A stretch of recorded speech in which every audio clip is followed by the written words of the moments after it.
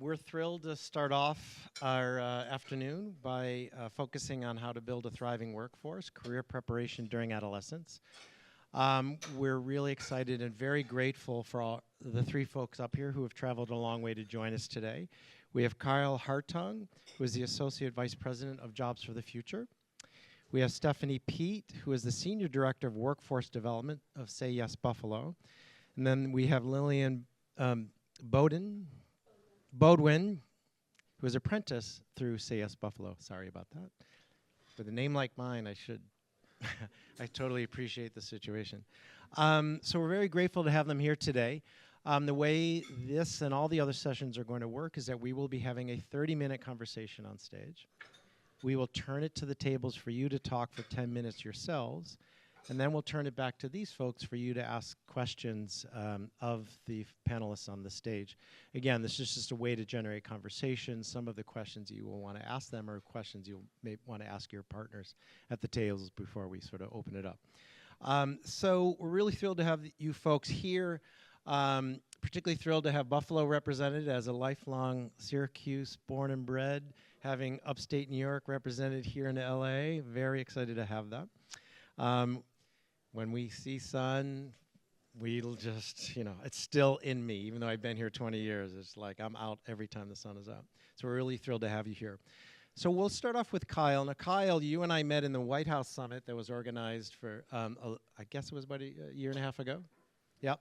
And we were in a session on workforce development, I believe, and we just started to have a conversation where we really resonated with the idea of how workforce development and focusing on career preparation really is fundamentally a developmental question, and how can we support the development of our young people. So can you start off just saying a bit about what Jobs for the Future is all about, and then perhaps give your vision of what you think about career education from that lens? Oh, he'll turn it on. Good afternoon, everybody. So very quickly, for those of you who aren't familiar, Jobs for the Future is a national nonprofit. We've been around for over 40 years. Our work operates at the intersection of innovation and education and workforce development. We currently have a North Star goal of 75 million Americans currently locked out of opportunity, having access to quality jobs by 2030. My particular portfolio is with a colleague of mine. I oversee a national body of work in the college and career pathway space. So we've worked with over 150 regions in over 32 states to work with cross-sector groups of leaders, so across K-12 education, post-second education and training, intermediary organizations like Say Yes Buffalo, employers, policymakers to design and reimagine systems that better supporting young people moving from education and into career. Was that a good preamble there? So the vision around that, and then I think we're going to have a chance to unpack it a little bit. We've got 30 minutes up here. So perfect. a lot of unpacking. So really quickly before I sort of dismantle the work I've been doing is the core proposition here is that young people need a stronger opportunity earlier in their life to start career exploration, sort of having a conversation with themselves about the future they'd like to have. What kind of life would I like to live? How might I like to contribute? How will I support my family and participate in my community? Far too many high school students don't have access to those sorts of conversations systematically. Concurrent with that is how do we make sure young people have access to taking early college opportunities? So starting to explore strategic early college course taking through dual enrollment that gives them a leg up on a first post-secondary credential and accelerates their pathway into a college or post-secondary education and training. And then couple all of that with a really clear vision around work-based learning. How do we support young people to have meaningful experiences in the workplace with caring adults, with employers, so that they become more familiar and more facile with the working world, expand their social capital, not develop social capital, they have social capital, but develop new forms of that currency, expand their professional networks, and sort of walk into their adult life on a pathway toward occupations that will lead to quality jobs. Let me pause there before I start to unravel. Well, we'll have time up here to unpack a lot of things, but let me just ask you one follow-up before we sort of turn to Stephanie and Lily. One thing that you noted there, and we've talked about this before, about the traditional idea was that it was career preparation or college. as opposed to career preparation and college. Could you reflect upon that a little bit? And I know this is an important part of what Say Yes Buffalo does as well, but could you touch on that and unpack that? Yeah. So I would argue that the career pathways field as we now know it, or if we look out at it, started about 12-ish years ago.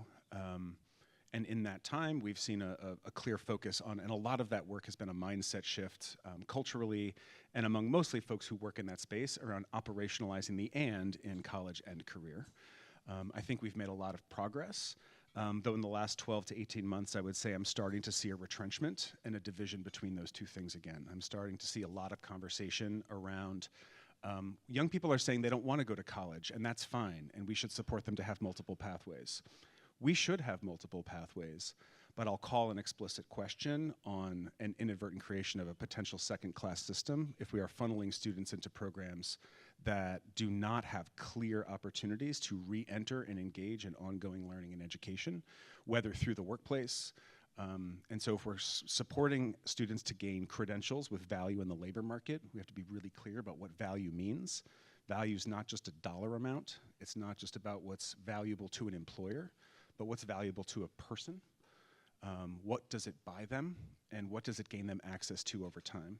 Especially as I think about how young people see identity. It's an asset. They find power and community and connection and exploration.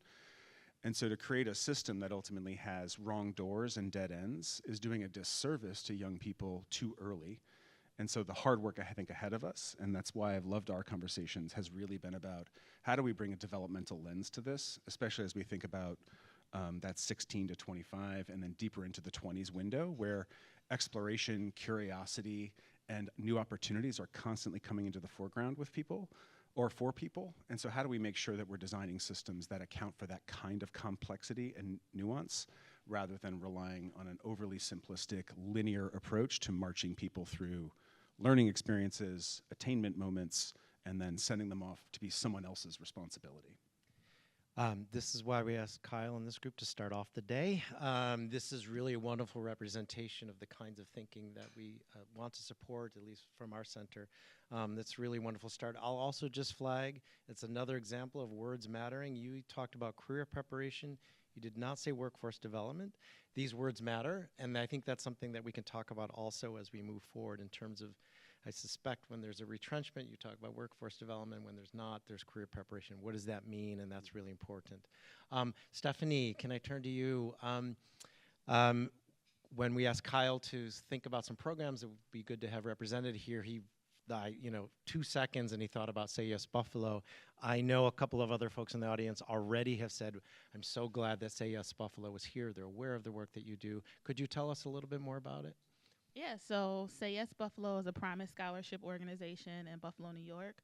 So students who graduate from Buffalo public and charter high schools and who also live in the city have access to our last dollar tuition scholarship. So it covers all of SUNY and CUNY schools in New York State. There's also over 100 private colleges, including the Ivy Leagues, who are part of our pact.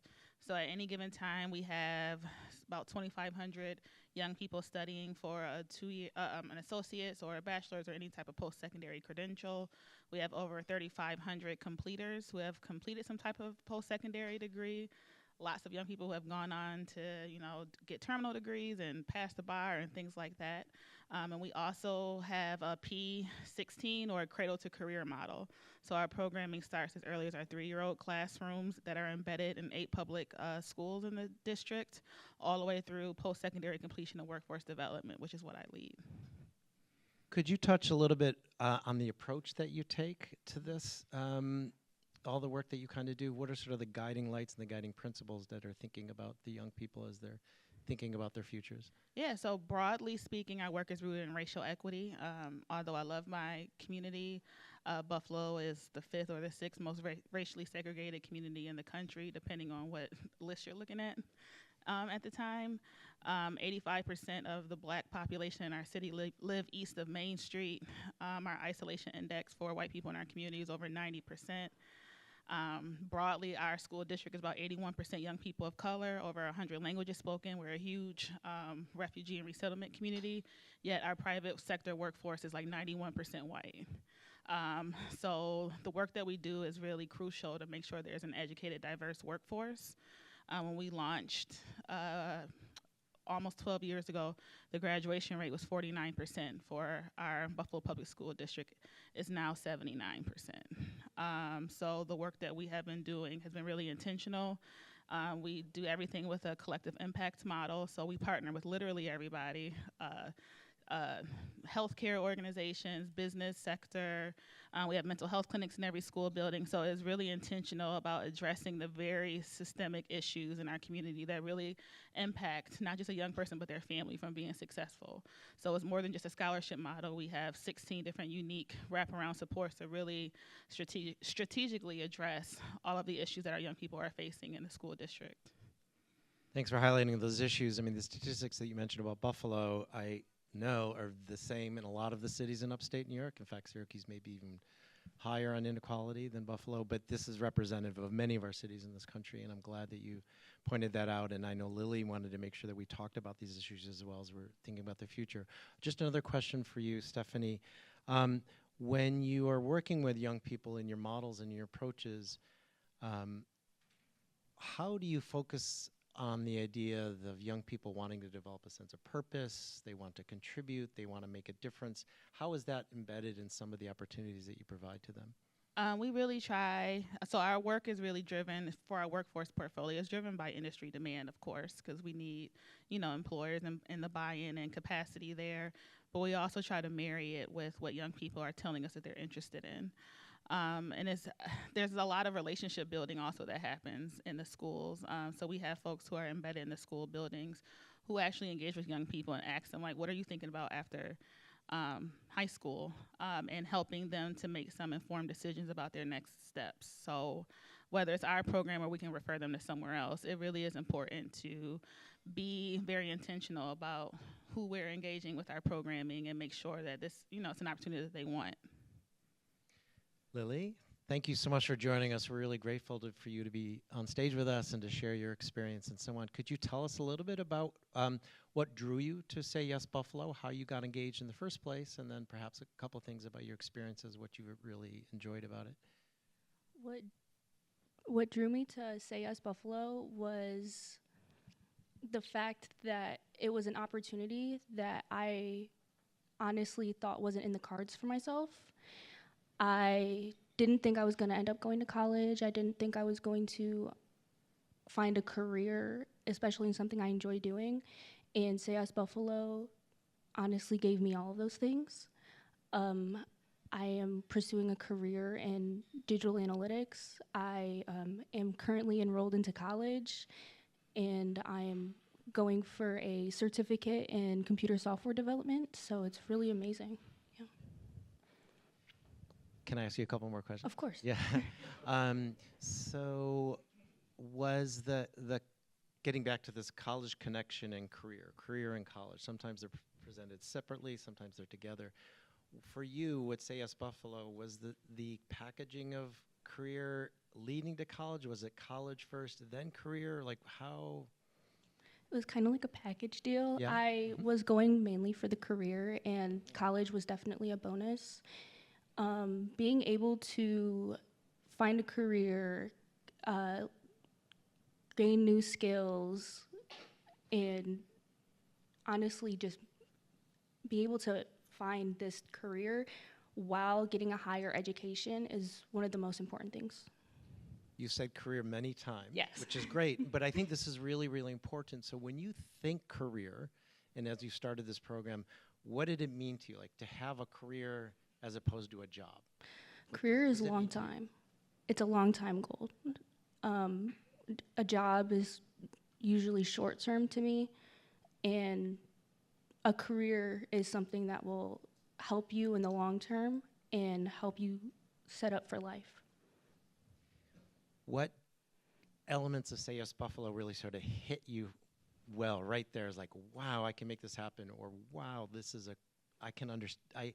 I see a career available to me. What elements of the programs really touched you? Honestly, everything, especially the strong support systems I have at Say Yes Buffalo.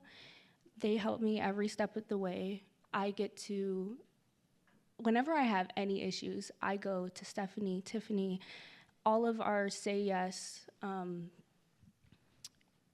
mentors, and they help me through every step of the way. I get to not have to necessarily worry about, oh, am I going to be able to pay for college because Say Yes covers that for me? Oh, am I going to do bad in my job? I get trained to do better. I have all these resources at like my fingertips, and I get to utilize them. Stephanie? Yeah, our program, I think, is really unique in that we have a wraparound support system for both apprentices, but also the employers. We launched our Minor Youth Apprenticeship program back in 2021, but we were working with traditional paid internships years before that, and that's where we actually learned it's not just the young people need to be prepared, it's employers need to be prepared to work with young people, especially young people of color. So for our apprentices, there's a 4-week boot camp that we call Apprenticeship University, and it's really getting them ready from the transition from high school to the workforce. And our employers are part of it. They help inform the workshops. There's a cohort model to our apprentices, so they have regular meetings. Our wraparound supports are really embedded in child welfare, because that's where most of us come from. Within our organization, we do have a preventive program, so it's not just they'll give you a phone call. If you are not answering, they will show up at your door. So it's very hands-on, and we partner with the parents because we recognize just because they're 18 plus does not mean that parents aren't still involved. And with employers, they go through intentional trainings with us. It's in our MOU, so they have to attend our racial equity trainings and the coaching and the monthly meetings. So it's really intentional about wrapping our arms around both parties and helping guide them through the process. So can we dig into the employer question? This even more, and so this just is absolutely fundamental. We can talk about developmental approaches and so on, but clearly we're talking about an economic system where we need to enable people to have careers. So perhaps you could get started, or Kyle, you can sort of jump in as well, sort of the working with employer question. What has worked to get them to think differently or to think along the lines of your approach, or how have you interact with them? I'll also highlight there are several people in this room who are running cohorts working with employers as well. So I think this is an important part of the conversation that perhaps you can have at the tables. But let's talk about this a little bit. So with employers, we're really intentional. So we started with those who are already supportive of Say Yes, whether they were donors or past program participants when we launched this. So it was very thoughtful in our initial approach. And now when we engage new employers, we just try to find who's going to be that champion. Initially, a lot of times it's someone in the C-suite, but we try to engage everyone in every level because a lot of times it just doesn't trickle down. So we have a C-suite champion, whoever's leading equity work, whoever's leading HR, as well as those who actually would want to work with young people, and I think it's really important. You can have a yes in every level of the organization, but if the hiring managers or department managers like, I don't really want to mentor a young person, it is not going to work. They just have to have the desire to be very hands-on with talent development.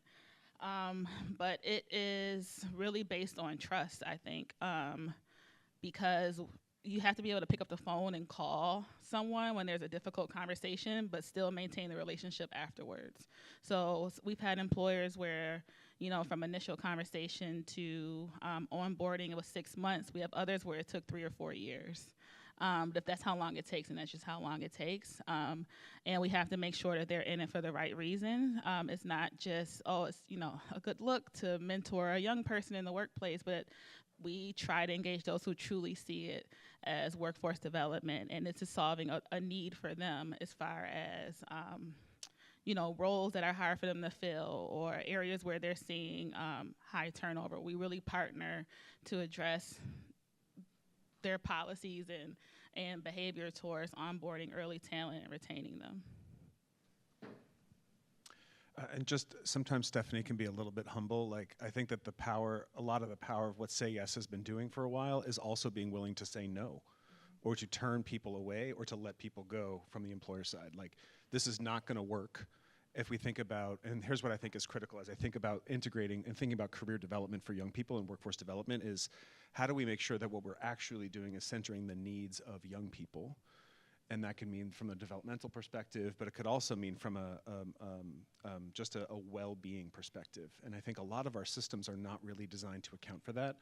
I don't hold anyone as intentionally trying to bring harm to young people or community, but there's a big mindset shift, I think, that needs to be put in place for us to really recalibrate the workforce's relationship with talent development.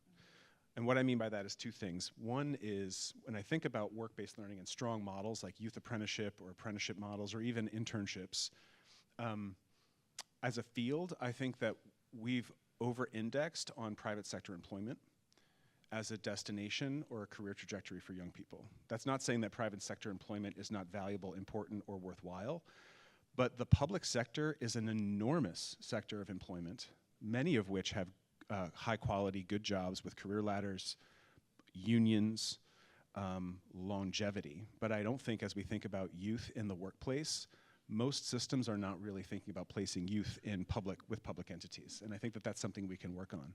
The other one is a really a large cognitive shift I think that we need to make, which is, I think we often talk about youth as being the supply side and employers being the demand side in this equation. It sort of fits with our economic model.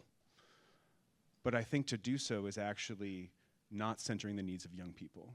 And what happens if we actually think and work with employers and for the quote unquote the adults in the room to really think about young people as the demand side and entering the workforce, they're the supply side. They're supplying people with what they need to grow, to thrive, to take care of their families, to build a thriving economy. And so the orientation around talent development becomes less about how do I make sure I have the talent my organization, my entity, or my fraction of the economy needs, which is true, we need those things.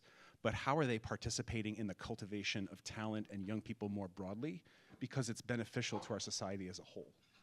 And it's a whole mindset shift, I think, that organizations like Say Yes and others working across the country are really trying to push in developing relationships directly with employers and not leaving it to chance that young people are working in places that are willing to work with them, roll up their sleeves and engage with them where they are developmentally and along a whole spectrum of experiences. Mindset shift. So this is a big deal. This is really hard. You mentioned it could happen in 2 weeks or it can take 3 or 4 years. I'm sure everyone here would love to know what has worked for you. And this could be any of you. It could be in your program design. It could be your eagle eye view. It could be in your day-to-day experiences with employers and so on to get them to think differently about young people as a talent development perspective. What has worked for you folks? Well, I can say my current employer really believes in youth and believes that youth is our future. So he always makes it an often thing where he makes sure I'm sorry, there's ringing, where I'm consistently viewed as a coworker and not an apprentice, where my voice matters, especially in work meetings. And I feel like that's really important for youth, because if we feel like we're still being treated like children inside of a work environment, inside of a place where it's supposed to be our career, it discourages us from trying to proceed in that environment. I think what you nicely highlighted is just the right words, how a meeting is run, whether you're included in your voice as representative. This is not earth-shattering stuff, but it can make such a difference. Stephanie, do you have? I think part of, for us, just the evolution of our work is changing some of our language that we use with employers. So we don't talk about them being youth. We refer to them as like emerging talent or young talent, because I think in the beginning it was like, oh, hire a young person, and it sounds like a mentoring program, and it's cute and cuddly, but this is true workforce development. Our employers are committing to roles that upon successful completion lead to a career making at least $45,000 a year in that first position. And we also ask them to carve out what a career could look like in that organization. So changing some of the language that we use when we're speaking directly to them has been really helpful recently, and getting them to see this isn't actually a way for them to engage early in the talent pool and develop a really strong pipeline for their company. And I think just being very intentional about partnership, having high touch points, and also, as Kyle mentioned, having to challenge behavior at times that is not safe for young talent. There's been times when we had to pause a relationship and get CEOs involved because it wasn't working. And I think so often we're afraid to do that with employers. You know, we think of them as having so much power, and we're afraid to pause the relationship because that's a lost opportunity for a young person. But if they're not safe, why should we be sending them there? So, you know, it's been really great working with them. But I would say my team, we're a bunch of like social workers or folks who have been working in like social work related roles and having to pivot our approach to be more, I think, business and sales oriented when we're working with employers, and having to be like dual minded has helped. You really are talking about a highly relational approach, by the way. I mean, there's nuts and bolts here. There are themes, there are messages, there are specifics, but it's really, it's the relationship over time and developing that sense of trust, and to basically call out somebody if that's not going right. But you need to have trust for that to be successful, right? We have about 5 minutes left. Are there things that we have not mentioned or brought up that you wanted to highlight? We will, they will ask Q&A in a little bit as well, but is there some things that we haven't covered? Lily, anything that you had wanted to make sure we touched on? Not necessarily, but if you have any more questions, I will. Sure. Okay. I do have a question for you. Okay. So let's turn it back to development. And so really the themes, I think it's been very apparent, but as folks who study young people's development, we spend a lot of time talking about, particularly at the transition to adulthood, is the desire to contribute to the larger world, developing a sense of purpose, and we need to respect that for young people. When we are young, we are developing a sense of purpose. It doesn't mean that by the age of 20, we know exactly what we want to do. In fact, we shouldn't. It's not necessarily healthy. But I'm wondering, could you reflect a little bit about what the program has done for this idea that making a contribution to your community or helping you develop a sense of purpose? Does that ring true? Has that done that? Or? For sure. I started off, as I said, very confused on what I wanted to do and where I wanted to go. And the program has offered me a chance to really gain a purpose. And where I am, I'm very comfortable, and I can definitely see myself pursuing a long-term career in my field. And I really think that's important for you to feel comfortable in your work environment, because if you're not comfortable, why be there? And Say Yes has done everything they could possibly do to make not just me, but every apprentice feel comfortable. Thanks. This is where I get tingly, because it's not just your experience, what you're saying, and your willingness to share it. This is core development. This is core developmental questions and issues and how to scaffold them for young people. Any other comments? I think we have a couple minutes before we turn it over. I mean, just to be reflecting a little bit on what I'm hearing from both the youth apprentice perspective, but also the intermediary perspective, is the creation of conditions for sense making and meaning making that are embedded in the experience, which I think goes back to this critical need for connection and contribution. And so for me, it's not just about, are you connected to other adults with meaningful relationships? Yes, important. But the depth of connection that people have, or the conditions created for them to feel connected to institutions and systems, for them to feel connected to and contributing to the economy, to community. And so how do we design with those things in mind and not leave it up to chance that someone is fortunate enough to have a caring adult in their life who's helping them make sense of those things? And I think of that as the shifting of the burden, right, from the young people to the systems or institutions themselves. How do we get the adults in the room to own the mantle of responsibility for making sure that the system is not Byzantine to navigate? And also, and I'm hearing you talk about that, you see a trajectory into your future, but I think that that's less the result of what I think the pathways construct. It's very linear, right? Like we often use a highway metaphor, and sure, there's on-ramps and off-ramps, but I don't know if anybody's ever gotten off an interstate and not found their way back. It's not always perfectly clear how you get back on that highway. And ultimately, that highway goes from one place to another. But we're not really designing systems. I think a system that really takes a developmental stance would feel more like urban planning. What is the systems of roads and connection points in the context of a city or a place that is interconnected? Or even thinking through and any science people, there's definitely science people in the room. I'm thinking of like vectors, right? Which are functions of direction and force and velocity and positioning in time and space. So rather than about how do we get kids and put them on a path, how do we help them constantly triangulate where they are relative to where they want to be, and allow the systems to calibrate themselves around those needs? And I feel like that this is the next horizon of work of what it really looks like to build a developmental lens into that work. Wonderful, rather than leaving it by chance. I think that's a great point. Let's move to Q&A. We have staff with mics. They can bring it to anyone. Just raise your hand. Joanna with the Aspen Institute Financial Security Program. This is more of a comment, not a question, but I'd love to hear more from Kyle and the group about it. I was telling the group that one of the most kind of like provocative and profound things I heard you guys talk about was this idea of reshifting our mindset of who's supply and who's demand. And in our kind of capitalist economy, you know, labor is a cost center, not really like the foundational contributor to power and wealth, because the wealth is all owned by the owner.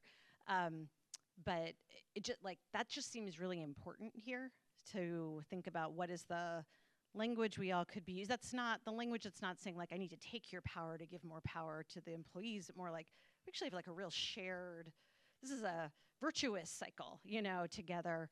Anyhow, I'm just curious, more thoughts on that, but I feel like that's a real important part of all the work we're doing on young people thriving, is remembering that like this isn't sort of a charitable good in service of them, but this is a real investment, and they get to choose too. Like if everyone chose from the demand perspective, you think there's supply, but they're all not gonna come to you. So anyhow, I just appreciated those thoughts and how provocative it was, and would love more thoughts if you have any. No, but I would love to hear more of yours. And what I mean by that is, like, this for me, and I think I signaled it early on, like, I'm starting to question a lot of the historical college and career pathways systems building practices that we've seen. And for me, this is just part of it, is maybe we've had it all wrong, and maybe we've had it wrong, the relationship we've tried to establish with no shade on anything that SAS is doing. This trying to systematize relationships with employers, like, have we been, for lack of a better word, granting them too much power in the conversation, even though I think there's been a lot of effort to kind of create this, how do we create welcoming conditions and talking about ROI and investing in the talent of the future, but like some of that just hasn't worked. And so maybe it's a mindset piece. And so I'm genuine when I say I would love to learn more about, you can call it a provocation, like what should we do with that? Would that help? And who do we talk to? What does it sound like when we talk to people through that lens? But I also appreciate what I heard you say, which is it shouldn't be zero-sum thinking. Like someone doesn't have to lose for someone to win, but there's definitely an imbalance of, for lack of, to use the metaphor, winning right now. And so how do we reset the table about, so we're not playing poker, right? We're playing hacky sack, I guess. I don't know. Yeah. You're showing your age by referencing hacky sack. Anybody? I got sack? it. Anybody? I Hacky totally sack? got it. Right. But I was never good I'm at not it, sure by if the way. everyone did. They were always like, no, don't let that guy play. Sorry. I was writing my question down to make sure I didn't lose it and turn over here. One question I have for you.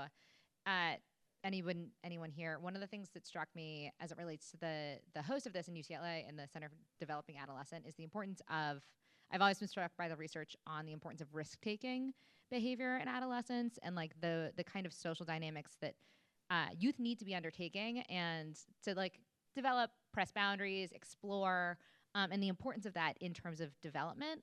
And one thing that I was struck by when we were talking about the dichotomy between college or career prep is just the social parts of college, that like, especially when you're going to a 4-year live-on university, there's like plenty of opportunity for those social experiences, to have boundary pushing experiences, to navigate those spaces and what that does for development overall. And so one question I have for folks is, as we continue to think about the ways that we can expand the definition of career readiness, including non-traditional pathways, CTE, et cetera, that doesn't necessarily require a 4-year billion-dollar degree, how can employers or trainers or just policymakers consider about how do we not lose the kind of social growth aspects that living with folks can provide, and what could that look like to make sure that we're not just meeting the career needs, but also like the social and emotional development needs of folks in this phase of life?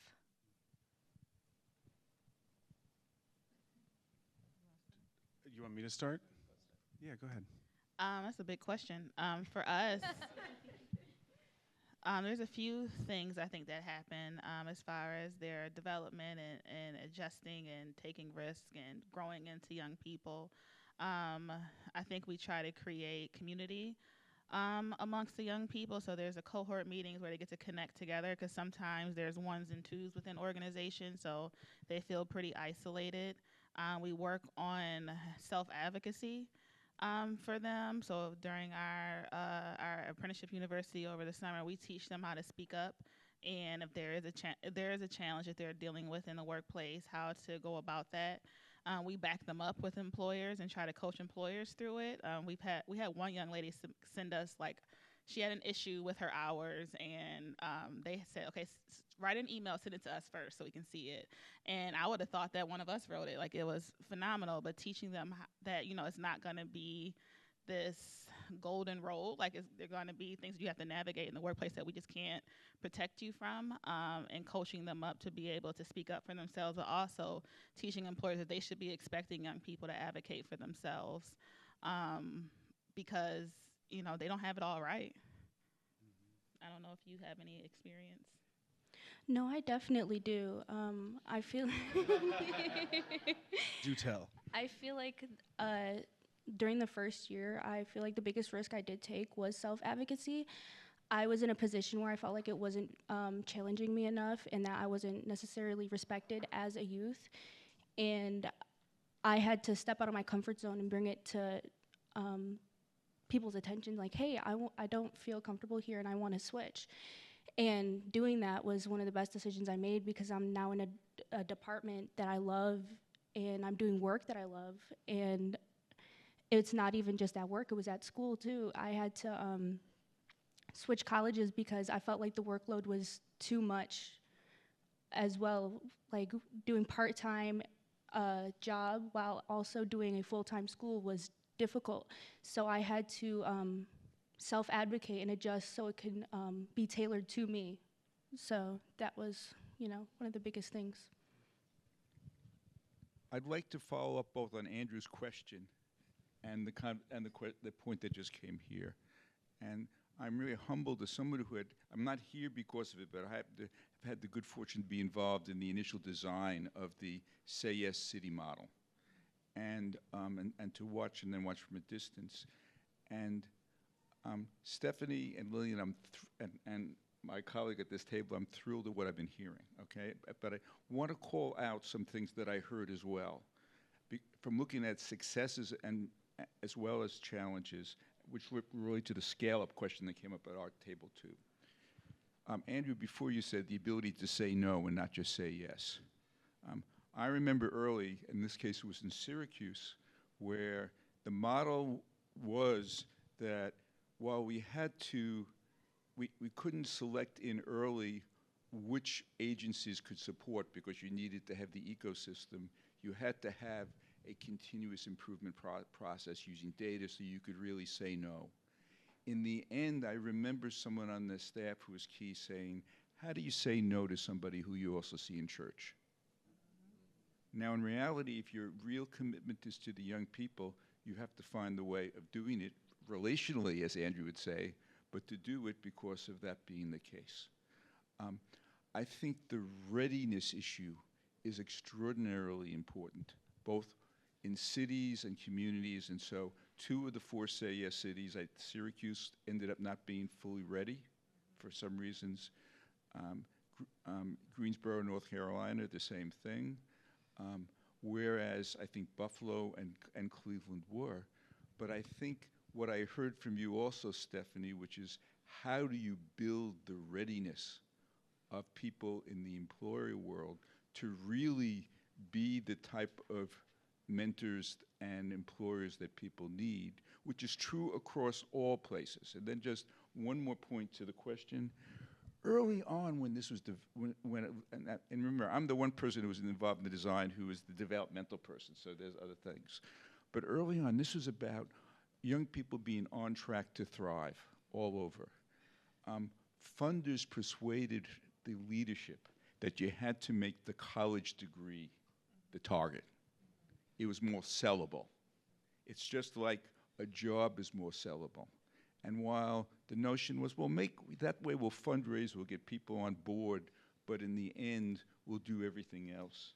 But in practicality, it's much harder if you're not being clear that you're talking about thriving socially, emotionally, economically, both individually and collectively, and doing it where you are building a life. And I think just the last I'd add is, and I checked it out here again, is that I had also had the good fortune, because there had been a cohort model before, but real boutique, to interview young people who had graduated, had gone through. And I came back in my report and said, while the model in terms of its wraparound supports was hugely important, the most important part was the peers. They were supporting each other. They were keeping each other in the game. They were helping everyone, because what you know is there are always going to be the risk-taking, the problems, and people going in and out. And people need the support there, but they need their peers. And again, I think what I'm hearing in Buffalo that it is, and it includes the ability to take risks. And then what that means for you, Lilian, so great. I'm sorry if that took a long time. No, this is great. It was a great grateful for capper. the work you do. Really want to thank you for your comments and your questions. Can I thank the panel up here?